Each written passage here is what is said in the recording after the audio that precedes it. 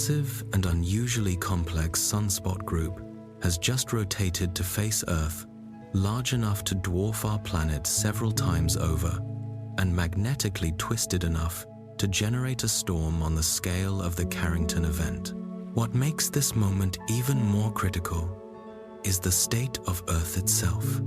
A weakening magnetic field, a rapidly drifting pole, and subtle signals that our upper atmosphere and inner core are shifting in ways we don't fully understand. In this episode, we'll examine how these forces interact and what they might mean for our technology and power grids. If this kind of grounded scientific analysis matters to you, a like and subscribe helps us continue the work. Let's dive in.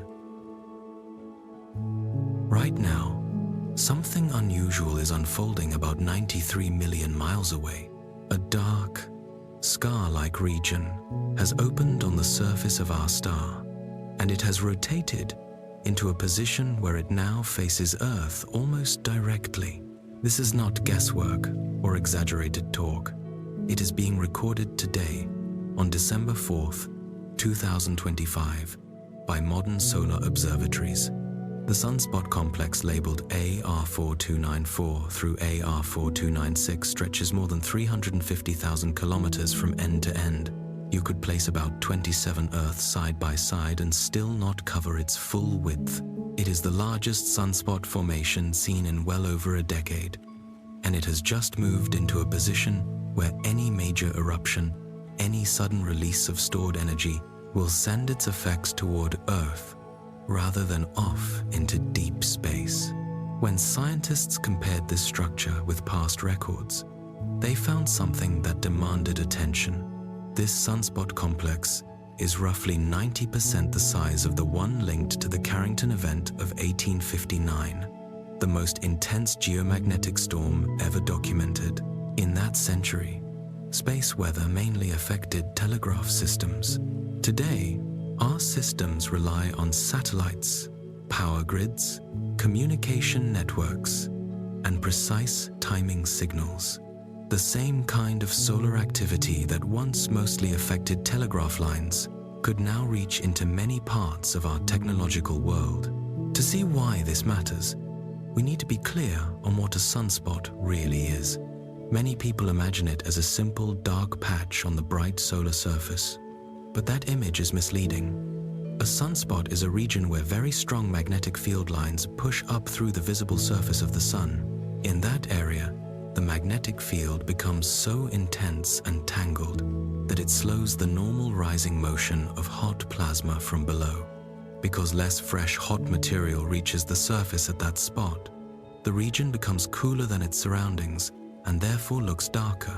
These regions are not truly dark.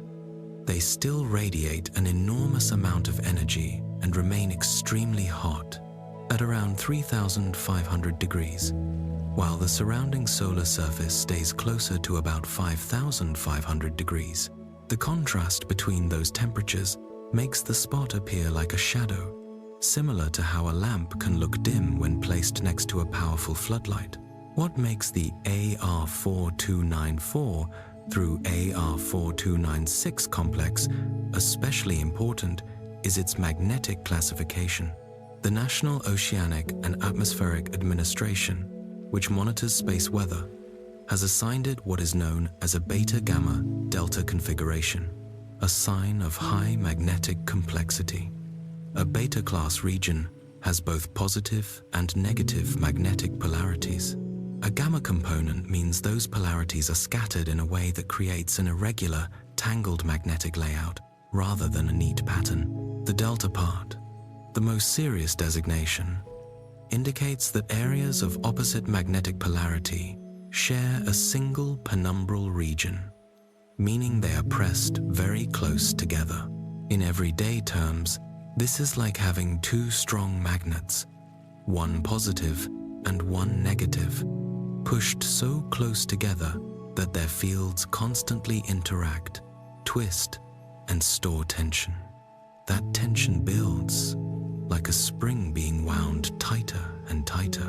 In the language of solar physics, This is the kind of configuration most often linked to the most powerful solar flares, known as X-class events, which can change conditions in the space around Earth within minutes.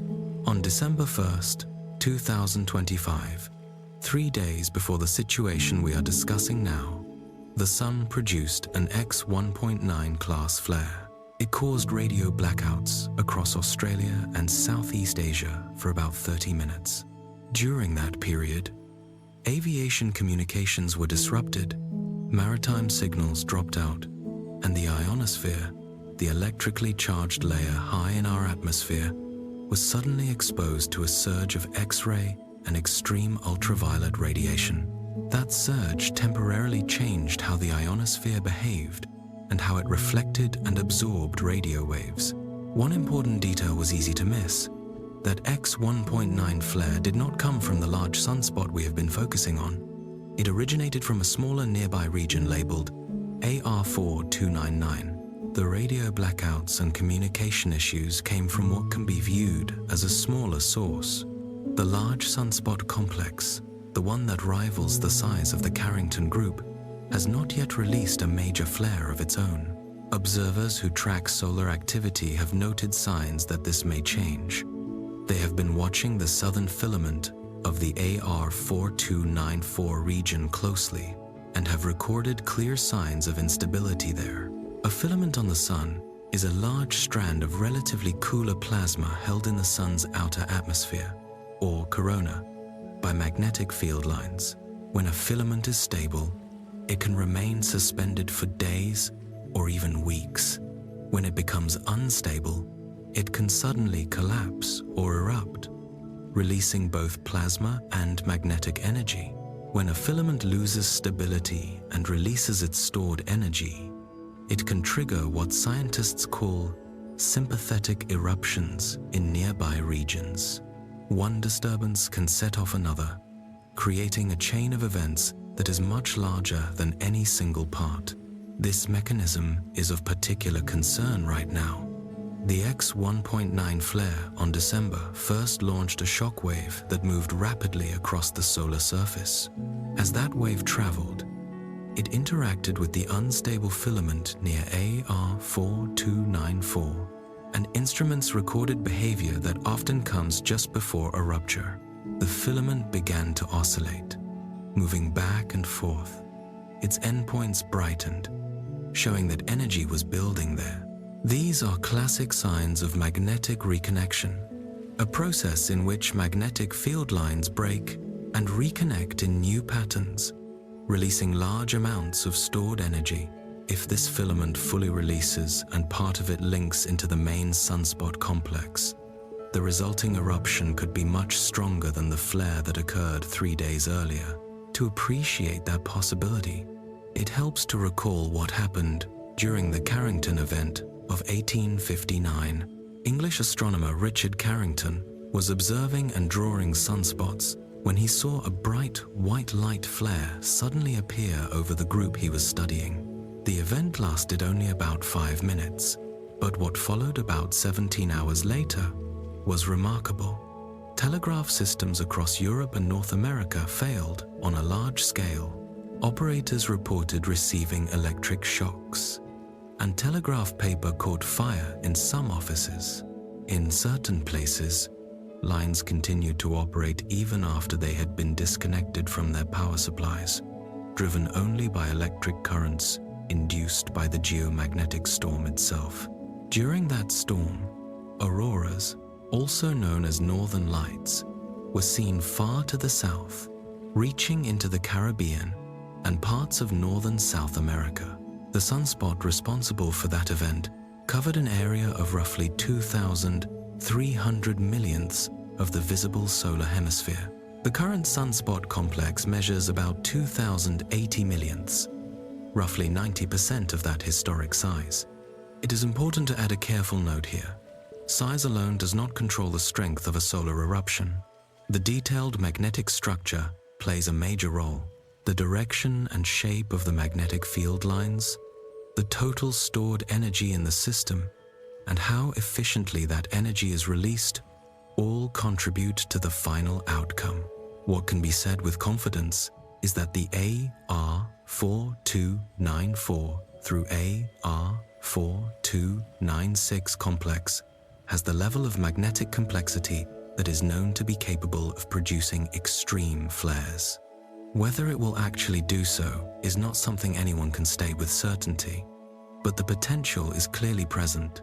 There is another recent detail that adds to the concern. The coronal mass ejection, or CME, associated with the December 1st flare, was at first expected to miss Earth entirely. Early models suggested that it would travel away from our planet, like a bullet fired in the wrong direction. But those forecasts turned out to be inaccurate. On December 3rd, the CME reached Earth, and its impact was stronger than anticipated. Instead of producing a moderate G2 level geomagnetic storm, it generated G3, or strong, conditions. The planetary K-index, a key measure of geomagnetic disturbance, rose to values that allowed auroras to be seen across northern Europe and parts of the northern United States. The storm's strength was enhanced by a structure known as a corotating interaction region, a zone in the solar wind where fast and slow streams meet and compress. This region helped to intensify the effect of the CME. In addition, a high-speed stream from a coronal hole, an area on the Sun where magnetic field lines are open and allow solar wind to escape more freely, added more energy to the system. Together, these elements formed an overlap of solar influences, each one reinforcing the others and producing a disturbance stronger than any one of them would have caused alone. If the models underestimated a modest CME from a smaller sunspot region, it raises questions about how precise our predictions can be for potential eruptions from the much larger and more complex region now facing Earth.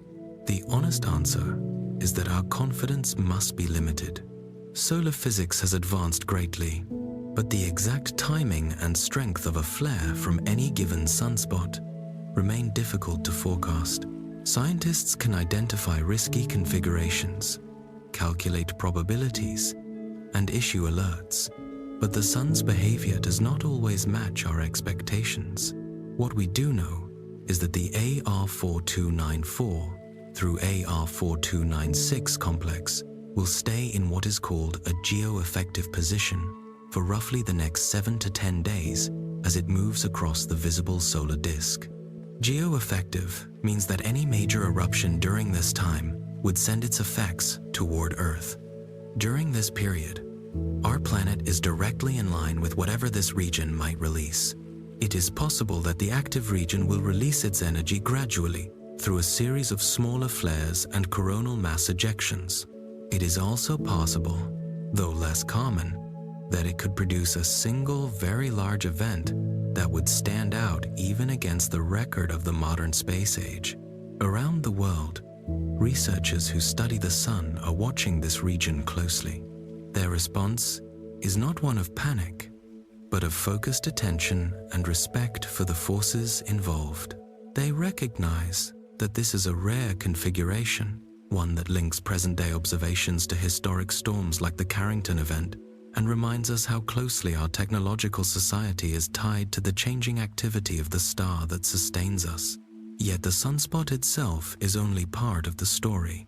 To understand what is truly at stake, we have to ask what would happen if it produced an eruption on the scale of the Carrington Event.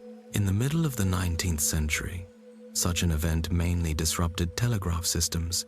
In the early 21st century, a storm of that magnitude would interact with a world built on satellite constellations, tightly linked power grids, and digital systems that support almost every part of daily life. To explore this, the European Space Agency carried out a detailed simulation of a modern Carrington-class storm, and the results were serious enough that they now form a key reference for space weather planning. The simulation did not only ask whether lights would flicker, it looked at how failures would propagate through systems, how quickly different sectors would be affected, and where our infrastructure is most exposed. The picture that emerges is of a tightly connected technological environment, in which a disturbance in one place can rapidly trigger problems somewhere else. At the same time, there are hints that the Sun may be following patterns that reach beyond the simple 11-year cycle many people once learned about in school. Some researchers point to changes happening inside Earth itself, deep in the core that generates our planetary magnetic field, and note that the timing of these changes and the current solar activity may not be entirely accidental, even if the exact links are still under study. There is another observational detail that has drawn attention. In the hours after the X1.9 flare on December 1st, solar observatories captured more than just the flare itself. When that eruption occurred, the shockwave did not vanish quietly into space. It swept across the visible face of the Sun and interacted strongly with a very large filament next to the main sunspot complex. This filament is a vast arc of plasma held in the corona by competing magnetic forces. Instruments recorded clear signs that it was becoming unstable. Scientists reported oscillating motion along its length and brightening at specific points, the classic signs that an eruption may be close. The position of this filament matters. It appears to lie in a location where, if it snaps, its magnetic field would connect directly to the active core of AR4294. This is not a rare pattern. Studies suggest that nearly 30% of the largest recorded solar flares are triggered in this way. When a disturbance in one region unlocks stored energy in a neighboring region, the Sun's magnetic system is highly interconnected, and it often behaves less like isolated spots and more like a network where one event can set off another. To understand why this is important, it helps to look more closely at what happens when a filament loses stability. A useful picture is that of a rope made of superheated plasma suspended hundreds of thousands of kilometers above the visible solar surface. There is no solid structure holding it up. It floats in the corona, balanced delicately by magnetic forces coming from below and above. Over time, plasma continues to collect along this magnetic rope. The filament becomes heavier, and the magnetic field lines that support it become more stretched and stressed. For a long period, nothing dramatic happens on the outside, but the system is drifting closer to its limit. When that limit is reached, the change usually occurs in two phases. In the first phase, the filament begins a slow upward motion, rising through the corona at speeds that might be around 50 kilometers per second, a modest pace by solar standards. This is the warning stage, but that warning is measured in minutes, not in days. As the filament rises, it encounters an overlying magnetic field structure that has been acting as a cage, holding it close to the surface. The interaction between the rising filament and this cage triggers magnetic reconnection, the same process discussed earlier, where magnetic field lines that point in different directions break and reconnect. This reconnection releases energy, heating the local plasma and reducing the restraint on the filament. The slow rise then shifts into a second, more violent phase. The filament accelerates sharply, reaching speeds above 1,000 kilometers per second as it tears through the corona and moves into interplanetary space. During this stage, the reconnection process intensifies and produces a burst of X-rays and extreme ultraviolet radiation. Any planet aligned with this burst can experience rapid changes in its upper atmosphere as these wavelengths are absorbed. If the filament is linked magnetically to a sunspot, as appears to be the case near AR4294, its eruption can trigger a rapid response in the sunspot itself. The complex magnetic fields inside the spot, which may have been storing energy over days or weeks, suddenly find a way to release that energy along new, open paths. The result is a solar flare that is not just slightly stronger than the filament eruption, but can be many times more powerful. This sympathetic triggering process is thought to be behind several of the largest solar events on record. Many researchers suspect that the Carrington Event itself involved a chain of linked eruptions across multiple active regions rather than a single isolated flare. When we examine AR4294 through AR4296 now, we see a configuration that fits this pattern. There are several sunspots grouped together, each with complex magnetic structures. Filaments run between and around them. The system as a whole shows signs of instability in ways that could allow one eruption to trigger another, building into a cascade. In that sense, the Sun has assembled a system with many of the conditions needed for a large chain of events, and the flare on December 1st may have acted as the first disturbance in that chain. All of these processes remain far above our heads, but their effects become very concrete when a major coronal mass ejection reaches Earth.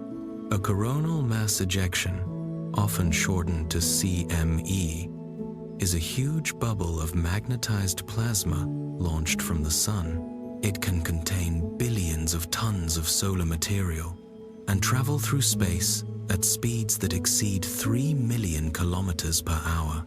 When such a structure encounters Earth, it does not simply wash over the planet.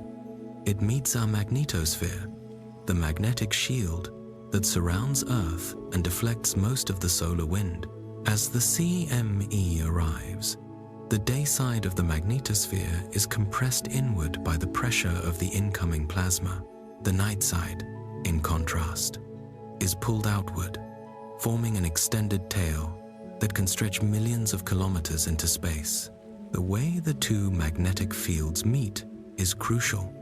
If the magnetic field embedded in the CME is oriented opposite to Earth's field at the point of contact, a situation often called a southward BZ orientation, the two fields can reconnect. This reconnection opens channels for solar energy and particles to enter the magnetosphere much more directly and efficiently. Once that energy is inside our magnetic environment, it can charge the radiation belts and drive strong electric currents in the upper atmosphere. Those currents then induce secondary currents in long conductors on the ground. Here, the scale of modern infrastructure becomes important. High voltage power lines that span hundreds or thousands of kilometers, long pipelines, railway tracks, and undersea communication cables all act as antennas for these slowly changing geomagnetic fields. The longer the conductor, the greater the induced current. This is where the vulnerability of current civilization becomes clear. Power grids are built around large transformers that step voltage up for long-distance transmission and step it back down near cities and industries. Under normal conditions, these transformers work with alternating current that fluctuates at a fixed frequency. Geomagnetically induced currents from a strong storm behave more like a direct current. They drift slowly rather than oscillating rapidly. Transformers are not designed for this kind of load. When quasi-direct currents enter a transformer, they push the iron core toward magnetic saturation. The device begins to heat in ways its designers did not intend. Localized hotspots can appear inside the windings. Insulation materials can break down. In mild storms, this adds stress and accelerates aging. In major storms, it can lead to complete failure. A damaged transformer of this kind does not simply trip and reset. In severe cases, its internal structure can deform or melt, leaving behind fused metal that cannot be repaired. The replacement of such equipment is not a quick process. Large power transformers are designed for specific locations and requirements. They are not stock items on a shelf.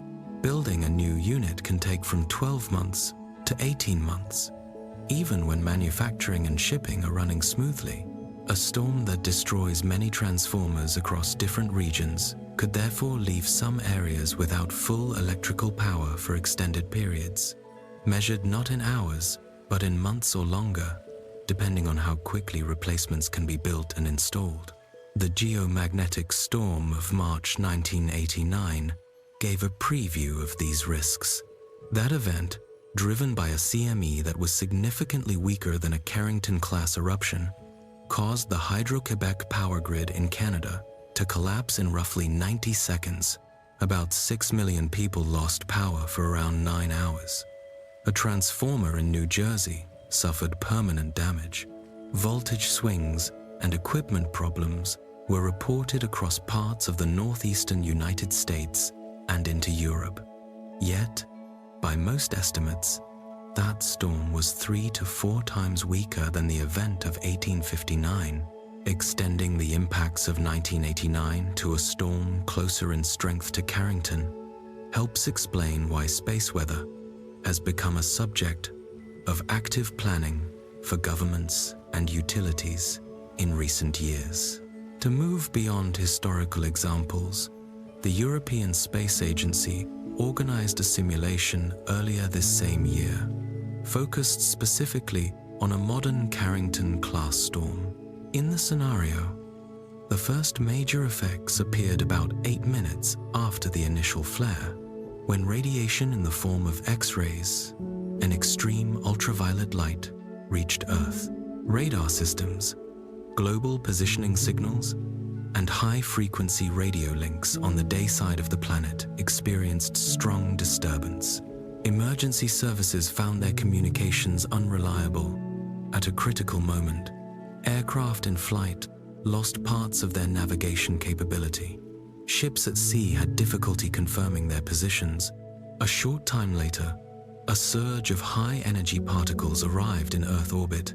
Satellites encountered increased radiation that flipped bits in onboard memory, confused sensors, and in some cases caused permanent hardware damage.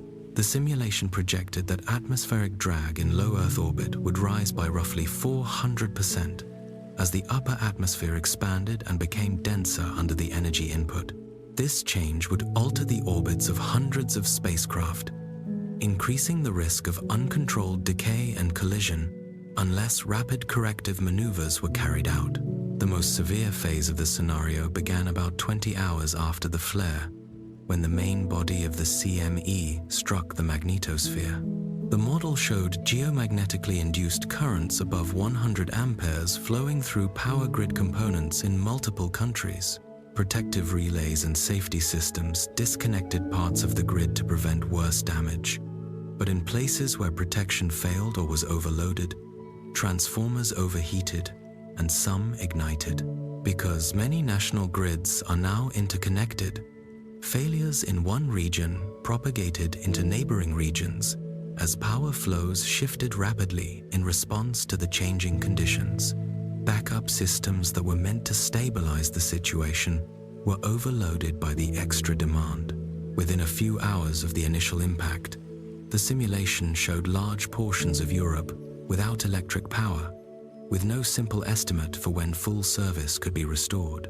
The team conducting the exercise ended their report with a direct and serious assessment of the risks that such an event would pose to a society so deeply dependent on electricity and space-based technology.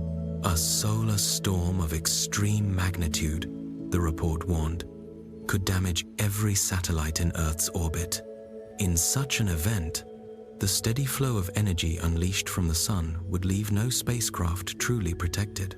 Even satellites in low Earth orbit, usually sheltered by the upper atmosphere and by Earth's magnetic field, could suffer serious failure under a burst of energy matching the scale of a Carrington-class eruption. The consequences reach far beyond temporary inconvenience. Satellites guide weather prediction, support financial transactions that depend on exact timing signals, maintain long-distance communication, and anchor global security systems. If many of them were disabled at the same time, modern society would lose essential tools it relies on every hour of every day. There is something almost unsettling in how lightly our world has treated this risk. For decades, studies have described the vulnerabilities in clear, technical terms. Analysts have explained how relatively simple steps, adding blocking devices to critical transformers, strengthening grid components, and keeping replacement equipment on hand, could reduce the danger dramatically. The estimated cost for protecting the most exposed 1,000 transformers in the United States is about $100 million, an amount so small compared to the federal budget that it barely registers. It is less than the financial impact of a single strong hurricane. Yet, for reasons ranging from bureaucratic delay to competing priorities, these investments have not been made at the scale the threat demands. Instead, we track activity on the Sun, hoping that accurate forecasting and early warnings will give us enough time to prepare. But even perfect forecasting would only offer hours or days of notice. No one can stop a coronal mass ejection any more than one could stop an asteroid. Preparation is our only tool, and that preparation remains incomplete. The sunspot complex now facing Earth is exactly the kind of structure capable of producing the largest class of eruptions. Whether it will do so remains uncertain. The Sun does not shape its activity around human beliefs or fears. It moves through cycles of energy that unfold across timescales far greater than our own, governed by physics we are still learning to describe. Yet even as we track events on the Sun, another set of signals has been emerging from much closer to home. These signals come from the ionosphere above us and the crust beneath us, and they reveal patterns that suggest Earth itself responds to forces in ways we do not yet fully understand.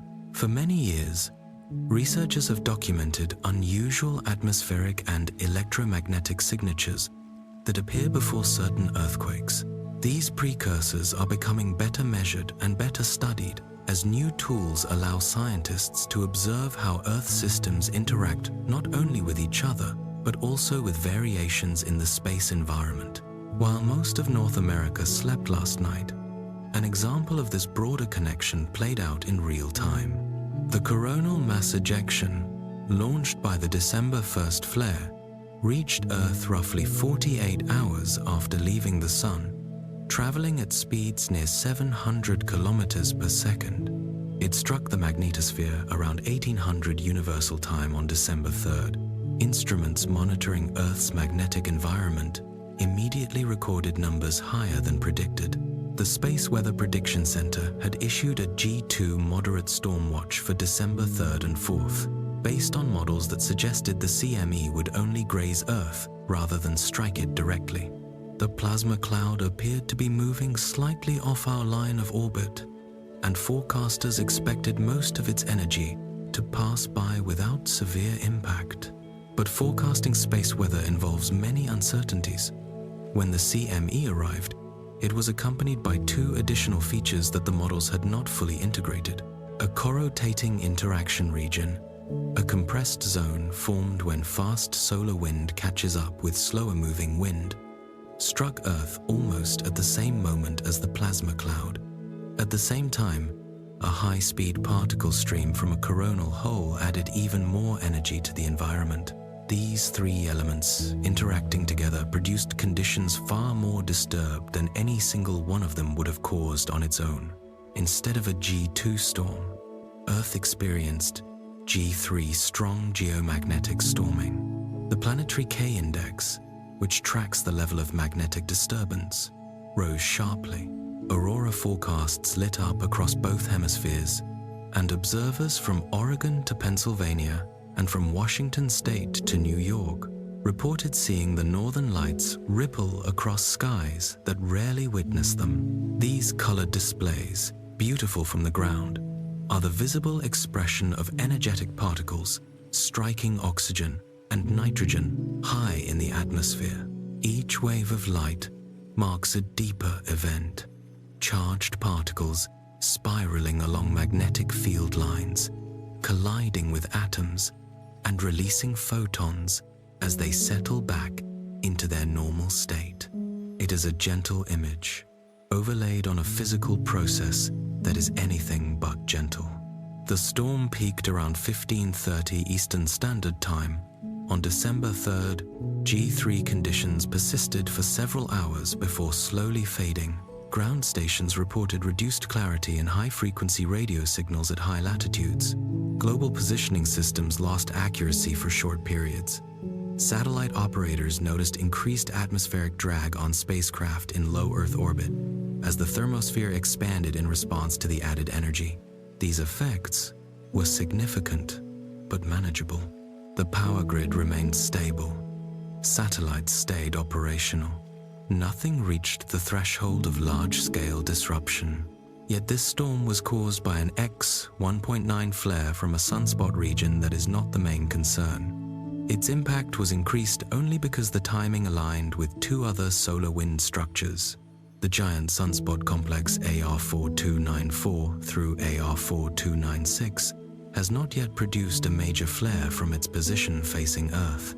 Instead, it has released a sequence of M-class flares, 6 in the past 2 days, each carrying enough energy to disrupt radio communication, but not enough to generate headlines. These moderate events show that the region is under magnetic stress, but they tell us nothing certain about what comes next. In some cases, these smaller flares reduce pressure and prevent more extreme eruptions. In others, they act only as early tremors before a larger release. Solar physicists have studied these patterns for many years, yet the Sun does not offer clear clues. Some active regions produce many moderate flares and then rotate out of view without firing a major one. Others remain quiet and then erupt with little warning.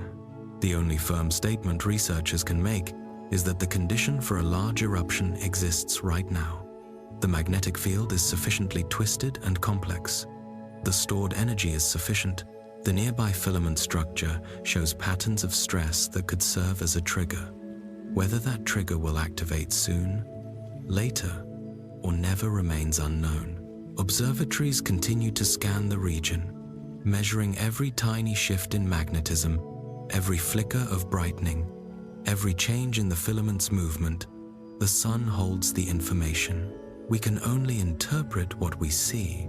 While attention remains focused on solar activity, something unusual has also been happening in the ionosphere, the region of charged particles that stretches from about 60 kilometers above Earth's surface to roughly 1,000 kilometers.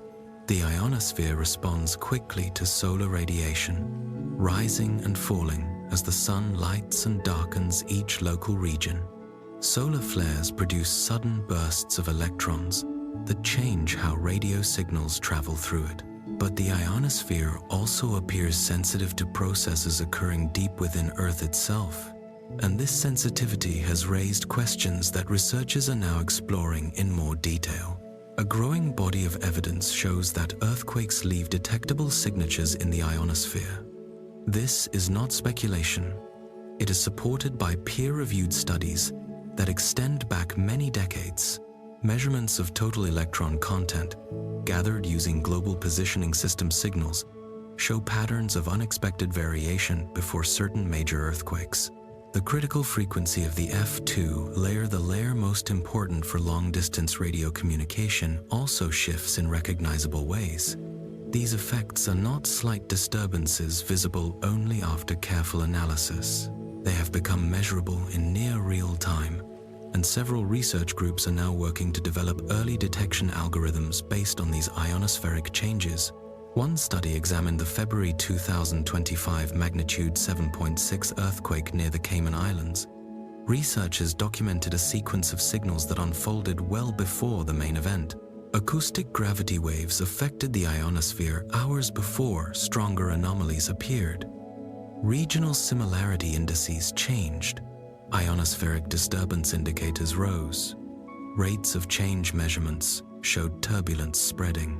The pattern moved through a series of stages, each one offering a stronger sign that the lithosphere, the rigid outer shell of Earth, was nearing a breaking point.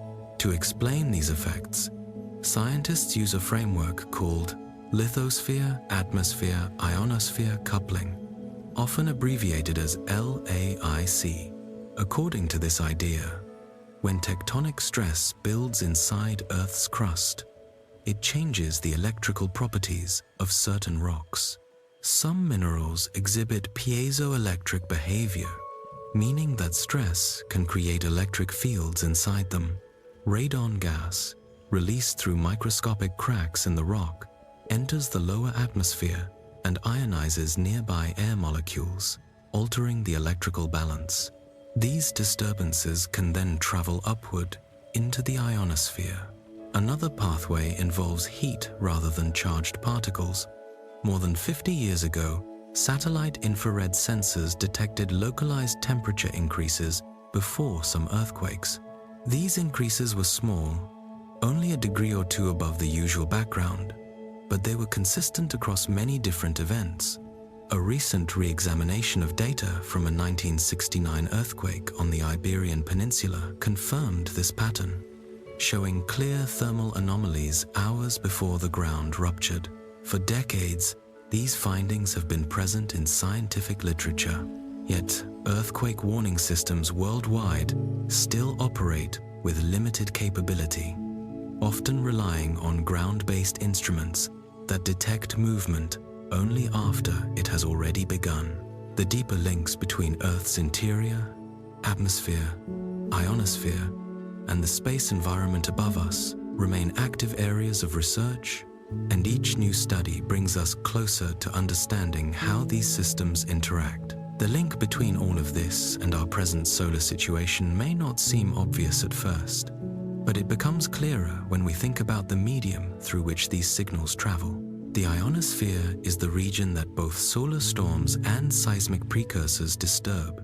It is the same electrically charged layer where radiation from a flare changes electron density, and where subtle warning signs of earthquakes appear as shifts in total electron content and critical frequencies. When a geomagnetic storm shakes the ionosphere, it can hide or reshape the patterns that might otherwise alert us to stress building in the crust below. In the other direction, the extra particle rain that reaches the upper atmosphere during a storm could in theory disturb systems underground that are already close to failure, nudging natural processes that were about to unfold anyway. Earth, in this view, is not a set of separate compartments. The deep core, the flowing mantle, the solid crust, the ocean and air above it, and the magnetic shield that extends into space form one connected system. Changes in one part can show up as signals in another part, sometimes in ways we can detect long before we understand their full meaning. With that in mind, there is another story, much deeper and slower, that has been drawing attention. It involves the inner core of our planet, the solid iron sphere that turns within the liquid metal of the outer core. For many years, geophysicists have used seismic waves from earthquakes to track how this inner core moves relative to the mantle and crust. Recently, several independent teams, using different datasets and methods, have come to the same conclusion. The inner core has changed the way it rotates. Its spin rate relative to the mantle appears to have slowed, paused, or even slightly reversed over the past few decades. This is not a casual suggestion. It is a result that has been cross-checked by groups that do not share instruments or models. The inner core is crucial because its motion helps drive the geodynamo, the process in the outer core that generates Earth's magnetic field. When that rotation changes, it may link to other magnetic phenomena we observe at the surface, such as so-called geomagnetic jerks, sudden small shifts in the field, and the recent acceleration of the drift of the magnetic poles. The exact relationships remain under study, but the timing of these changes and their alignment with shifts in the larger magnetic system suggest that they are not random. They may be part of the same broader pattern that includes the solar behavior we are now watching. To understand why this matters, we can look back to the event that still defines our idea of a worst-case solar storm. On the morning of September 1st, 1859, Richard Carrington stood in his private observatory at Red Hill in England. Doing what he did on many clear days, he was carefully sketching the pattern of sunspots on the solar disk Carrington was an amateur astronomer in the original sense of the word, a person who studied the sky out of love rather than as a job. He had made his money in brewing and retired early, then dedicated himself to systematic observation of the sun. His drawings were detailed, and his records were thorough. By the standards of his time, he was among the most precise solar observers in the world. At about 11:18 in the morning local time, he saw something no one had ever consciously recorded before. A bright white flash appeared over the sunspot group he was drawing. Two intense patches of light moved across the solar surface and then faded after about 5 minutes. Carrington understood that he had witnessed something unusual. In his scientific report, he noted that the event seemed to be linked to a sudden jump in Earth's magnetic field, a disturbance that observatories across Europe had recorded. This kind of jump is now called a magnetic crochet. Yet Carrington stayed cautious. He used the old saying that one swallow does not make a summer to explain why he would not claim strong proof based on a single event. 17 hours later, nature provided the missing proof. A geomagnetic storm of a kind never seen before struck Earth. Telegraph systems, which were then the cutting edge of communication technology, failed across Europe and North America.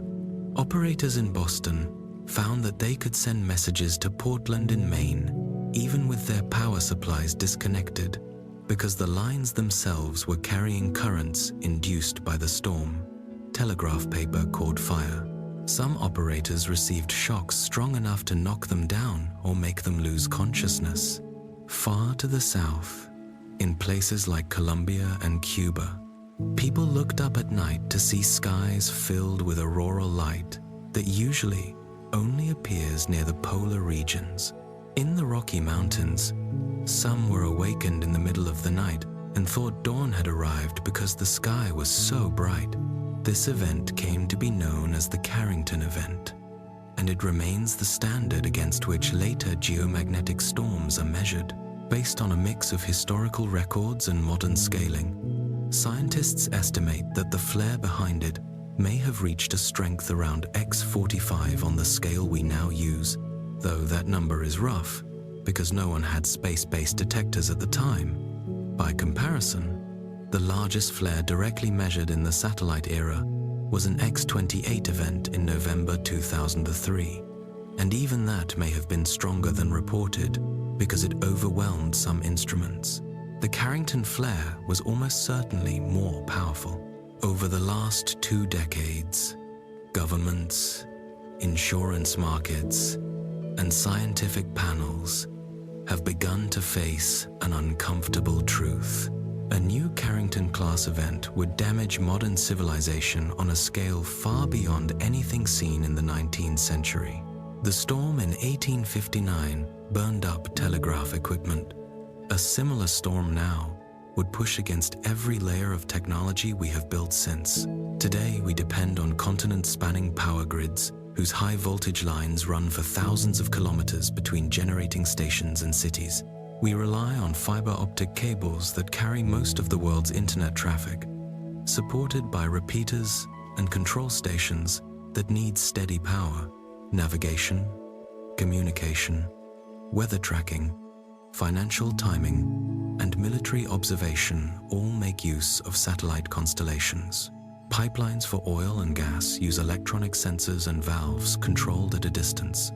Water treatment plants rely on electric pumps, mixers, and control systems.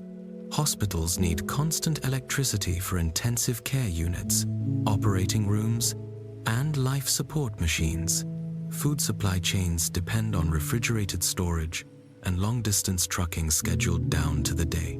Every one of these systems contains parts that are sensitive to geomagnetically induced currents, to electromagnetic pulses, or to the failures that would follow if large parts of the grid went dark. Several years ago, the Lloyd's of London insurance market sponsored a study to assess what such a storm could do to the North American power network.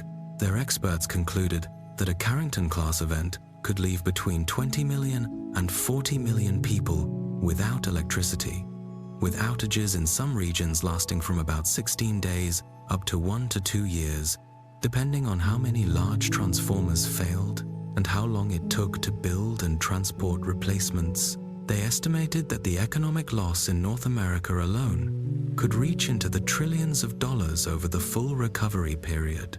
When they extended the model to the whole planet, the total global impact was placed in a range from about $1.2 trillion to about $9.1 trillion over 5 years.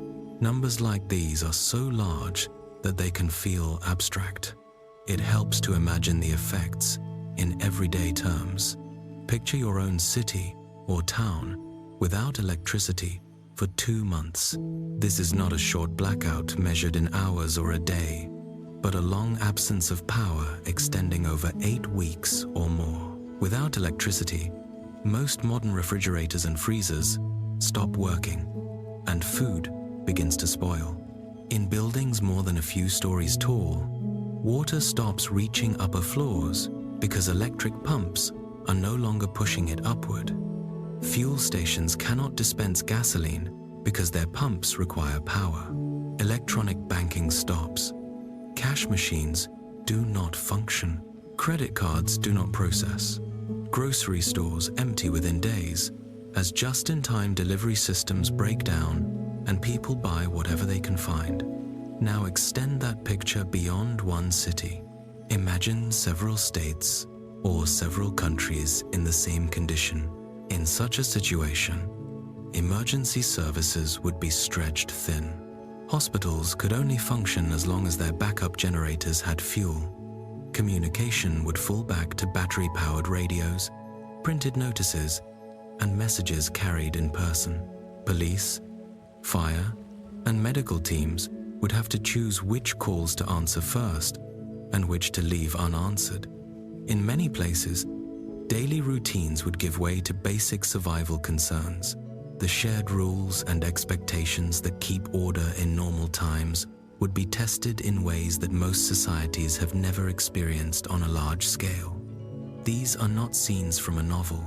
They are reasonable projections based on what a severe space weather event could do to systems that we know are fragile. The sun, for its part, has shown many times that it can produce storms of this size or larger. The Carrington Event itself happened only 166 years ago, well within the span of written history and careful scientific records.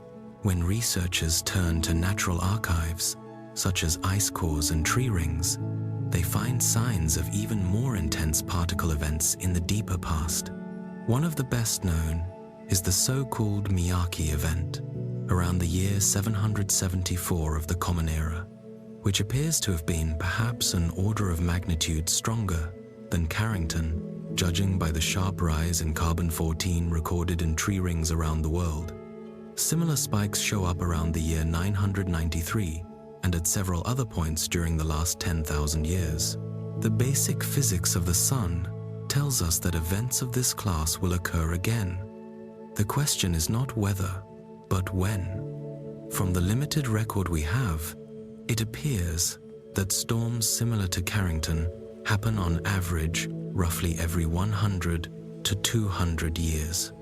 That rough spacing alone would place us inside a window during which another one could be expected. Miyake-scale events, based on current evidence, may come roughly every 500 to 1,000 years. That interval is long enough that human civilization has never yet faced one with a global electric infrastructure in place. This context brings us back to the sunspot complex, now crossing the face of the sun.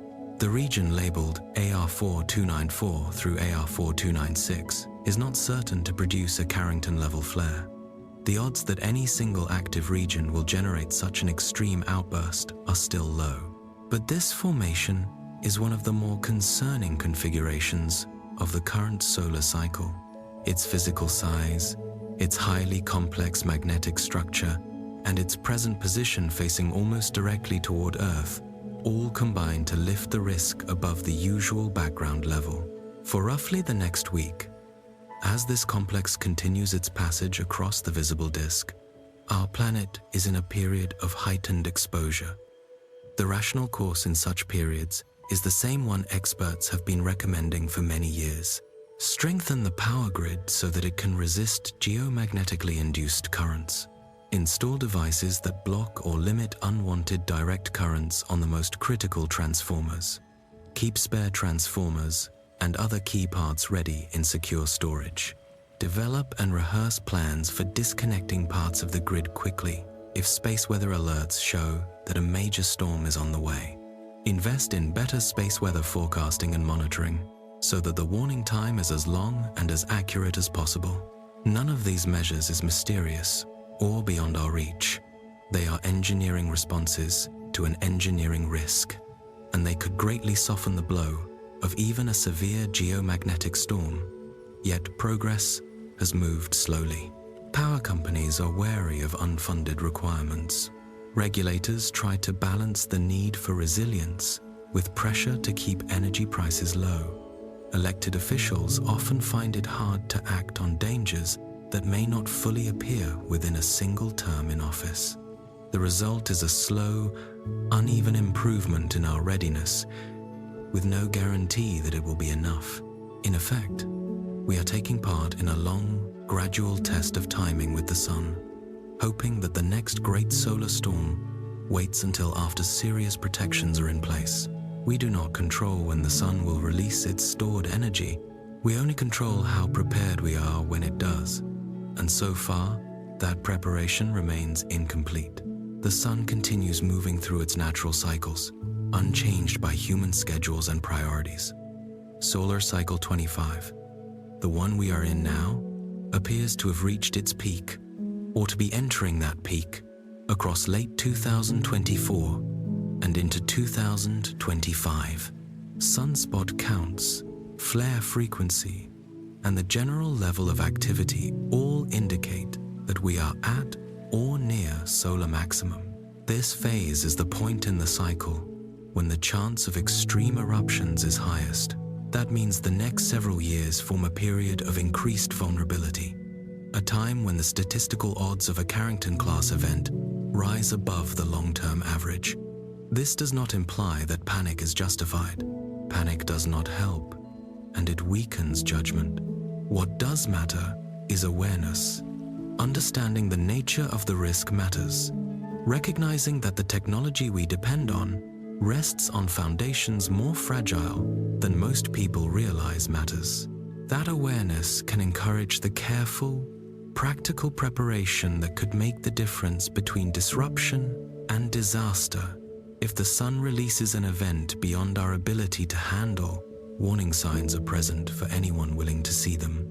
A massive sunspot complex now faces Earth. A filament is under tension and could snap. A storm that was expected to be modest grew stronger and exceeded predictions just last night. These are not unrelated accidents. They are expressions of processes inside the sun that will, at some point, produce an event for which we are not yet ready. The only question is whether that moment arrives before or after we have taken the steps needed to withstand it. It is also possible that the signals we are seeing do not end with the sun. Some researchers believe that changes in the solar system, shifts in Earth's magnetosphere, and processes deep in Earth's interior may be linked in ways our current models do not yet describe. This leads us downward deep into the slowly turning iron interior of our planet, where something appears to have changed in ways that could carry consequences no one anticipated. The pattern that emerges in the data suggests that Earth often whispers before it screams. If you know where to look, a sequence appears. In the hours and days before major earthquakes, irregularities ripple through the ionosphere like faint hints of what is coming. Total electron content changes in ways that cannot be explained by solar activity alone. The critical frequency of the F2 layer shifts. Acoustic gravity waves rise from regions that will soon rupture. In these signals, Earth seems to be expressing strain through channels we have only recently learned how to monitor. The science of earthquake precursors has a long, difficult history. For many years, claims of prediction methods were met with strong skepticism by seismologists. There were too many false alarms, too many predictions that failed, too many researchers who reached beyond what their data could support.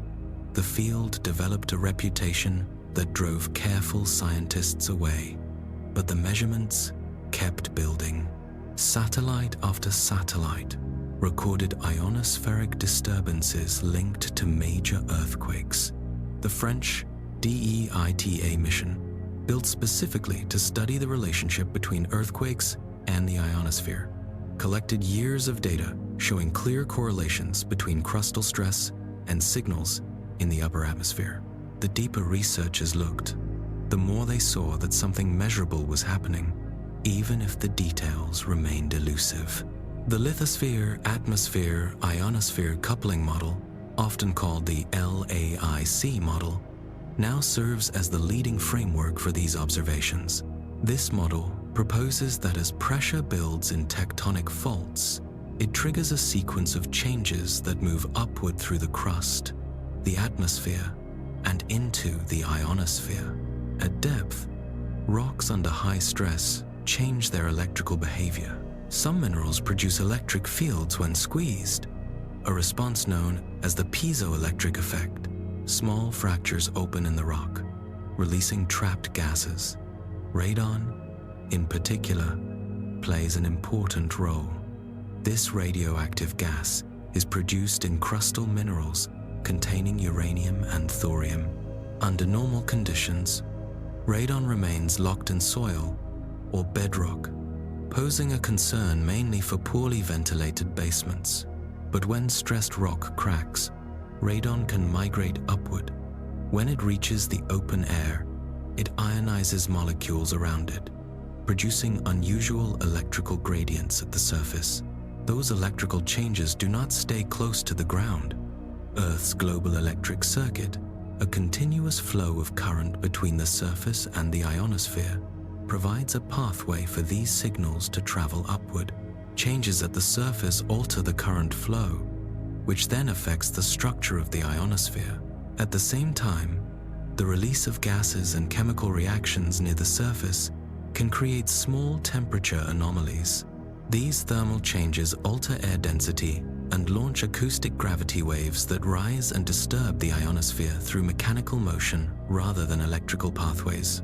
Together, these processes form a set of early warning signals that Earth emits before some major earthquakes. Researchers studying the February 2025 Cayman Islands earthquake found a sequence of precursors consistent with this model. Several hours before the main shock, acoustic gravity wave disturbances appeared, marking the earliest sign. After that, regional similarity indices, mathematical tools used to compare ionospheric conditions across nearby locations, shifted in ways that indicated a localized disruption. Next came increases in the ionospheric disturbance index, which measures how much total electron content diverges from expected values. Finally, rate of change indicators recorded rapid fluctuations in electron content, showing that turbulence had formed. The full sequence unfolded over a period of hours, suggesting that if such signals could be interpreted in real time, they might provide a window for warning. These patterns repeat in other events. Before the 2024 Noto Peninsula earthquake in Japan, synchronized anomalies in land surface temperature, total electron content, and ionospheric electron density appeared about a week before the magnitude 7.1 rupture. The 2023 Jishan earthquake in China showed high-frequency ionospheric disturbances consistent with acoustic gravity waves. The signs recur across regions and across time. The crust appears to send out signals through the air above it, signals we are only now learning to interpret. The picture grows more complex when we remember that the ionosphere responds not only to processes inside Earth, but to processes in space. Solar activity drives the magnetosphere, which in turn drives changes in the ionosphere. When a geomagnetic storm hits, it creates noise that can hide or distort the subtle variations associated with earthquake precursors. Some researchers have even suggested that geomagnetic activity might influence seismic activity itself, acting as the final push that releases accumulated stress. The evidence for this solar seismic coupling is still debated. Some statistical studies show correlations between periods of high solar activity and increased earthquake frequency in certain regions. These patterns do not prove a causal link, but they do raise questions.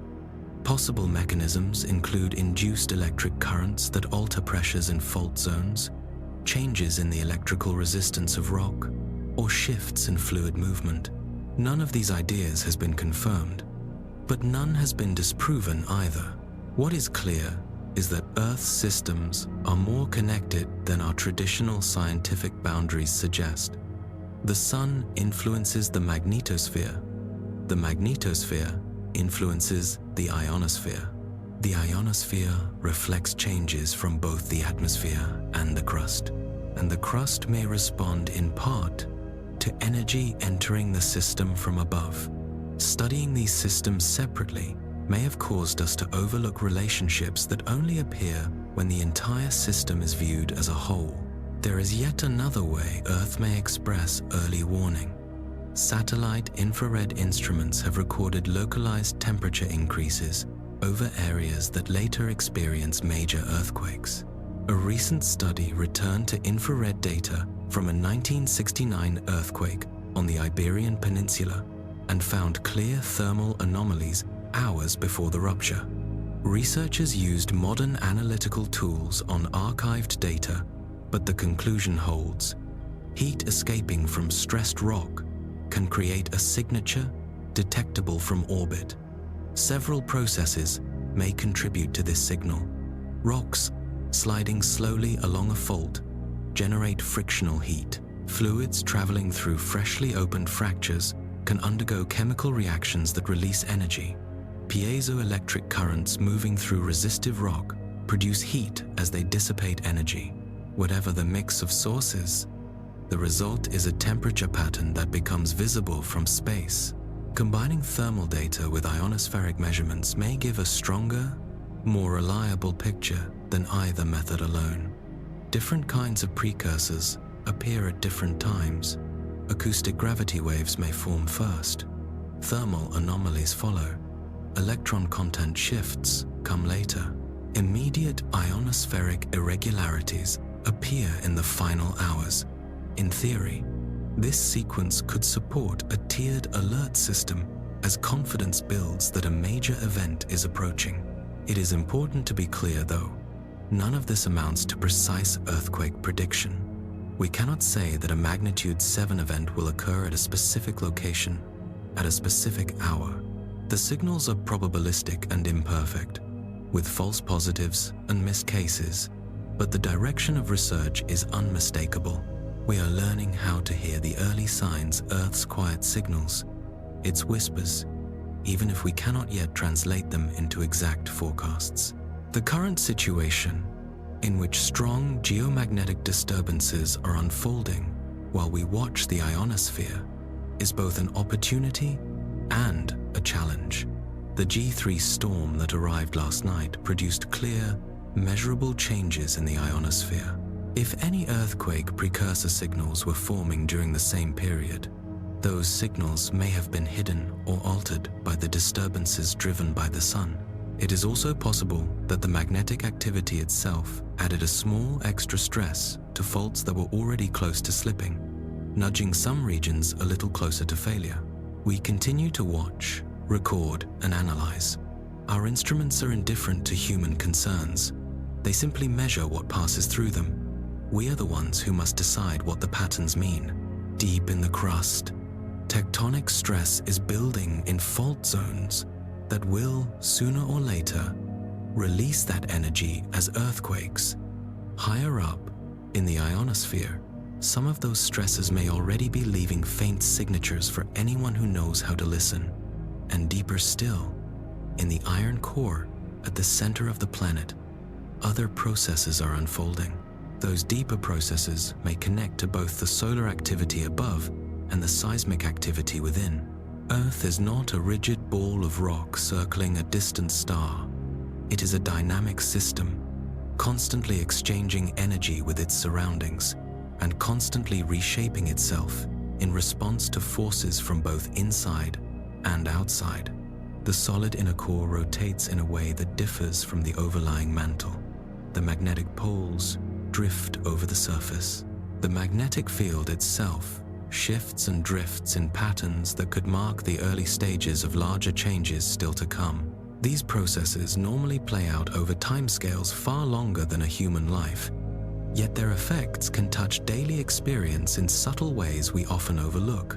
If we imagine traveling downwards from the surface, we would pass through the crust and upper mantle, then into deeper, hotter rock, then into the liquid outer core with its convecting currents of molten iron that generate the magnetic field.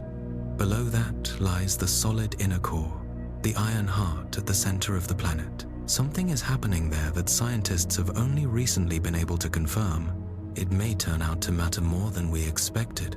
Roughly 5,000 kilometers under your feet, a solid sphere of iron, about the size of the moon, spins within a surrounding layer of liquid metal. This is Earth's inner core, the densest region of the planet. It formed when heavy elements such as iron and nickel sank inward billions of years ago and crystallized under pressures so intense that the metal stayed solid even at temperatures above 5,000 degrees. For most of the history of geophysics, researchers assumed that this inner core rotated in step with the rest of the planet.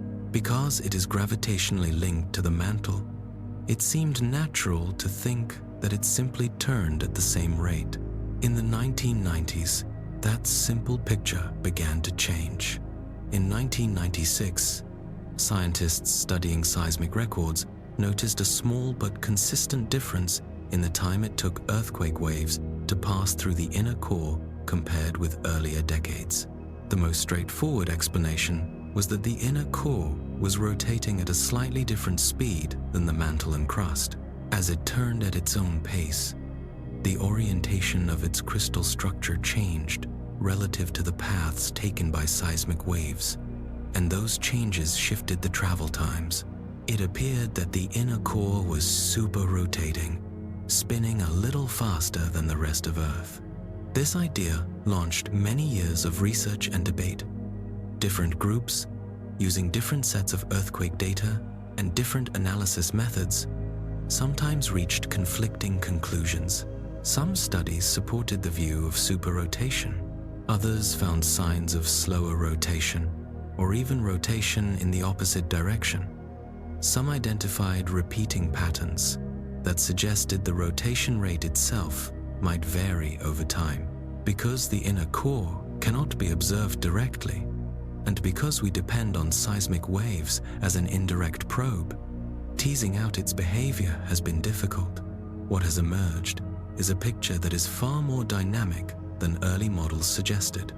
The inner core does not simply spin steadily at one rate relative to the mantle. It appears to oscillate. One study, published in the journal Science Advances, found that between 1969 and 1971, the inner core was subrotating, turning slightly slower than the mantle. Then, between 1971 and 1974, it shifted into a state of superrotation. The researchers reached this conclusion by analyzing seismic waves from nuclear tests, which offered precisely located and precisely timed sources. These events allowed scientists to detect tiny differences in wave travel times over several years. The pattern they saw pointed to an oscillation with a period of about 6 years, with the inner core speeding up and slowing down, relative to the mantle like a pendulum swinging back and forth. Other work has suggested longer cycles as well. Research from Peking University, for example, proposed that the inner core may have a roughly 70-year oscillation, with its direction of differential rotation flipping about every 35 years. Yet other studies have found evidence for an 8.5-year wobble, where the axis of the inner core tilts slightly relative to the mantle. The forces driving these oscillations are still being studied. The leading explanation centers on two types of coupling. On one hand, the inner core is connected to the mantle through gravity. Both regions contain areas that are slightly denser or less dense than their surroundings, and these density variations create gravitational pulls that tend to align the inner core with the mantle. On the other hand, the inner core interacts with the liquid outer core through electromagnetic forces. The geodynamo, the process by which moving liquid iron generates the magnetic field, involves electric currents and magnetic fields that can exert torques on the inner core. When gravitational and electromagnetic influences do not align perfectly, the inner core can overshoot an equilibrium position and then be pulled back, producing an oscillatory motion. These internal movements are not just academic curiosities. They appear to line up with changes we can measure at the surface. One example is the length of day, the time Earth takes to complete one rotation. High-precision measurements show that this period varies by small amounts on the order of milliseconds, in patterns that match the 6-year inner core cycle. When the inner core superrotates, some angular momentum is effectively transferred away from the mantle, causing the mantle to slow slightly and making the day fractionally longer. When the inner core subrotates, the opposite happens, and the day shortens by a tiny amount. These changes are far too small for human senses to notice, but they are real and detectable with atomic clocks. Even more intriguing is the potential connection to changes in the magnetic field. The geodynamo operates in the outer core, but the inner core forms a boundary that can shape the flow patterns in that liquid metal. If the inner core changes its rotation or its orientation, it may alter the way currents move in the outer core, which could in turn influence how the magnetic field evolves. Some researchers have suggested that certain long-term variations in the field, known as geomagnetic secular variation, might be linked to inner core dynamics. This leads to a natural question. Is the behavior of the inner core driven only by processes inside Earth? Or can it be influenced by external factors as well? The sun constantly delivers energy to our planet through the solar wind and through geomagnetic storms. Some of this energy enters the solid Earth through induced electric currents in the crust and upper mantle. Although it may sound speculative, it is reasonable to ask whether such energy inputs could, over long times, have subtle effects on the outer core and inner core. As we have seen in other systems, connections that once seemed unlikely sometimes turn out to be real when examined with better data. There is yet another layer to inner core behavior that recent work has highlighted. The inner core may not only be rotating, it may also be slowly changing shape. A study released in late 2024 reported signs that parts of the inner core's surface are rising or sinking by hundreds of meters per decade. These deformations could be driven by gravitational interactions with the mantle, by variations in how material is added to or removed from the inner core as it grows, or by flow patterns in the outer core pressing unevenly against it. In this view, the inner core is not a perfectly smooth iron sphere, but a dynamic structure whose surface evolves on timescales that are short compared to the age of the planet. Perhaps the most attention-grabbing result from recent years is the evidence that the inner core's rotation relative to the mantle has slowed and may even have reversed. Multiple research teams, using independent seismic datasets, have concluded that the inner core's superrotation has decreased significantly. Some analyses suggest that around 2023, the differential rotation nearly stopped. Others propose that the inner core has moved into a phase of subrotation, turning slightly more slowly than the mantle, after many years of turning slightly faster. If this is accurate, then we are currently living through a turning point in the inner core's oscillation. If the longer, roughly 70-year cycle is real, then the last major reversal would have occurred around 1950, which is broadly consistent with certain magnetic field observations. The next reversal in that long cycle would not be expected until late in this century. However, shorter cycles seem to be overlaid on this longer pattern, creating a complex mix of speeds and directions that researchers are still working to untangle. For people living on the surface, the immediate effects are minimal. We do not feel the inner core slow down. We do not notice the day length change by a fraction of a millisecond. The slow drift in the magnetic field does not interrupt daily routines. Over long periods, though, these internal changes may be important.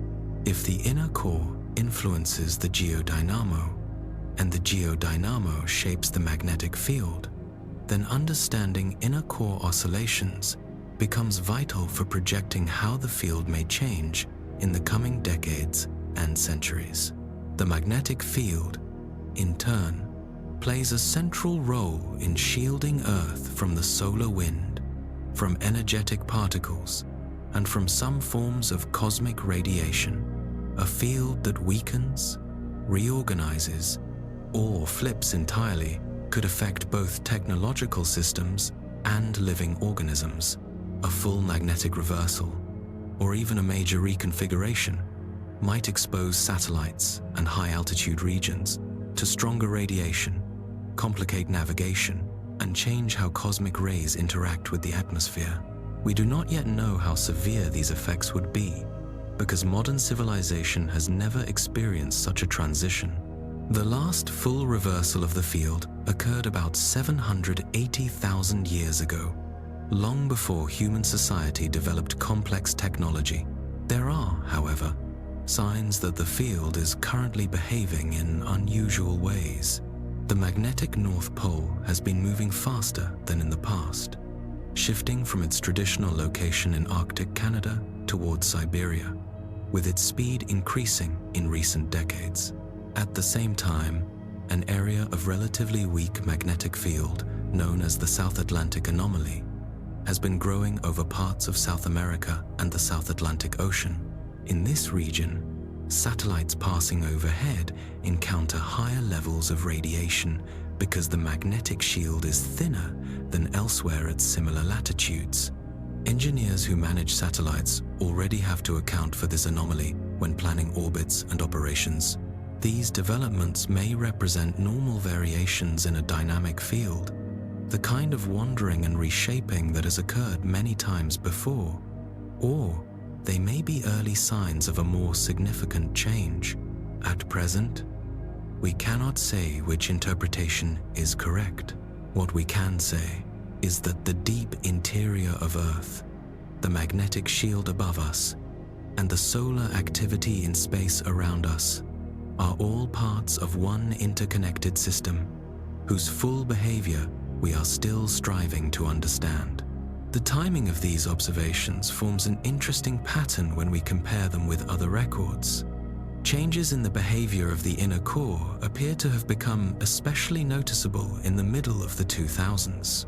That interval lines up with what geophysicists call a well-documented geomagnetic jerk, a sudden shift in how quickly the magnetic field is changing. During the same period, the drift of the north magnetic poles sped up in a way that stands out clearly in the data. Whether these phenomena are directly linked is still under study, but several researchers argue that they are. In their view, motions in the inner core pass their influence outward into the liquid outer core, and from there into the magnetic field we measure at the surface. If that interpretation is correct, then careful seismic monitoring of the inner core might one day provide early hints about upcoming shifts in the magnetic field.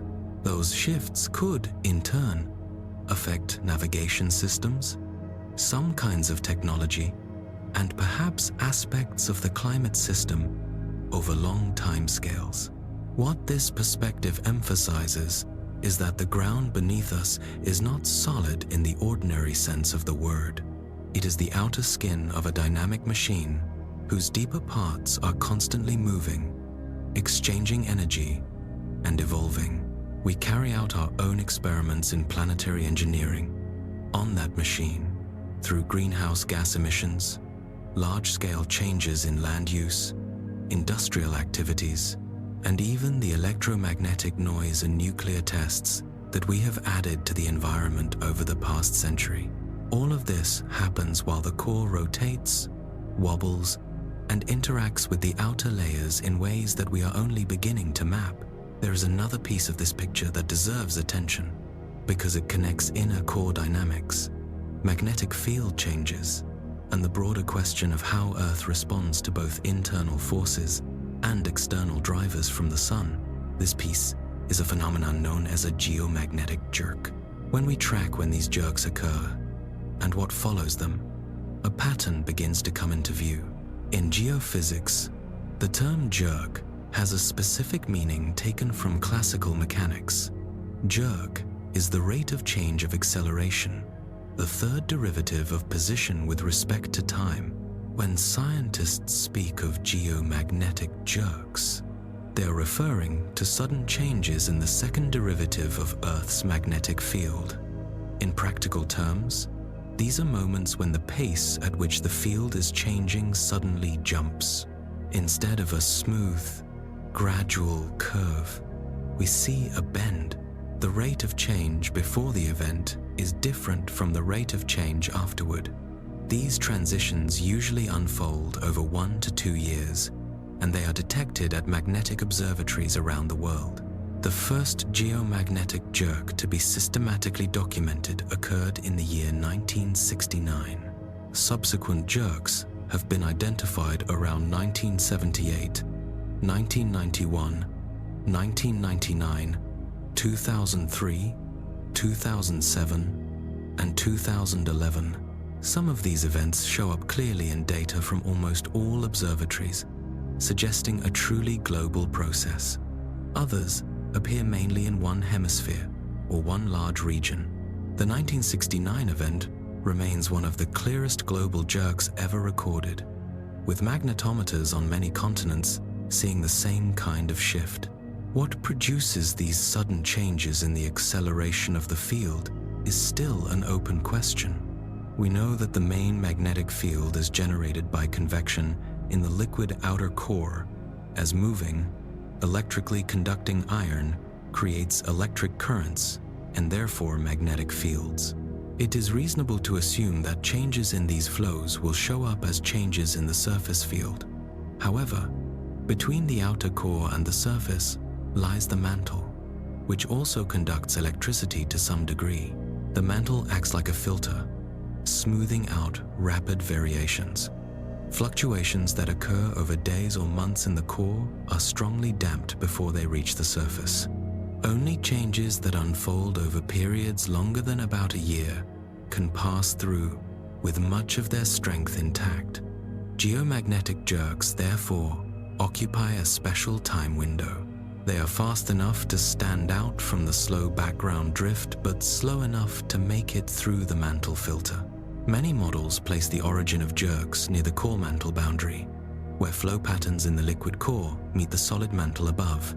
One idea is that jerks correspond to the arrival of alpha waves, a kind of hydromagnetic wave that moves through the liquid metal and focuses energy in particular regions. Another idea is that jerks arise from torsional oscillations, which are patterns of slightly different rotation between concentric cylindrical shells of fluid in the outer core. In either case, something in the deep interior reorganizes, and that reorganization changes how the field evolves at the surface. Whatever the detailed mechanism, jerks are not just mathematical curiosities. They mark turning points in what is called secular variation, the slow, ongoing evolution of the magnetic field over years and decades. Before a jerk, the field may be weakening or shifting direction at one rate. After the jerk, the trend continues but at a different rate. Over long time spans, the sum of these step-like changes shapes the path the field takes. The story becomes more interesting when we compare the timing of geomagnetic jerks with other measurements of Earth's behavior. Variations in the length of day show links to some jerks, consistent with the idea that angular momentum is being exchanged between the core and the mantle. In certain intervals, the rotation of the planet wobbles in ways that line up with jerk dates, or the length of day deviates slightly from what models would predict without a core contribution. The years from about 2005 to about 2008 stand out as a particularly active period. Data from the CHAMP satellite, a German mission launched to study Earth's magnetic field with high precision, showed that the secular acceleration, the rate at which the field's rate of change itself was changing, underwent two distinct pulses, one centered around 2006 and another around 2009. These pulses were concentrated near the core mantle boundary under the low-latitude Atlantic sector and the Indian Ocean sector. Together, they marked the start and end of a time interval of intense magnetic adjustment that left a clear trace on later field behavior.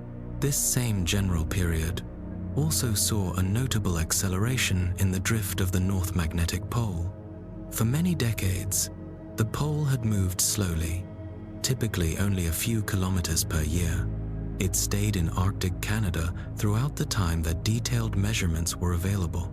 Starting around 1990, and especially through the 2000s, its speed increased sharply.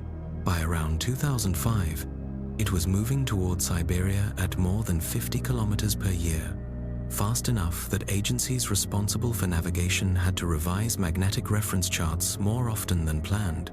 Studies of the field at the core mantle boundary suggest that this acceleration was linked to changes in a structure beneath Canada.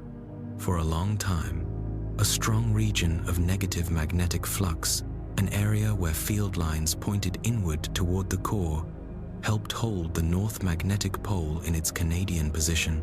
Between about 1970 and 1999, this Canadian flux lobe stretched and weakened, likely due to shifts in flow in the outer core. As it lost strength, a competing flux lobe beneath Siberia gained relative influence. The pole, which can be thought of as a kind of balance point between these features, began to move toward the stronger Siberian lobe. By late 2017, the North Magnetic Pole had crossed the international dateline and passed within roughly 400 kilometers of the geographic North Pole. It then continued southward into Siberia, although more recent data suggest that its speed may now be declining.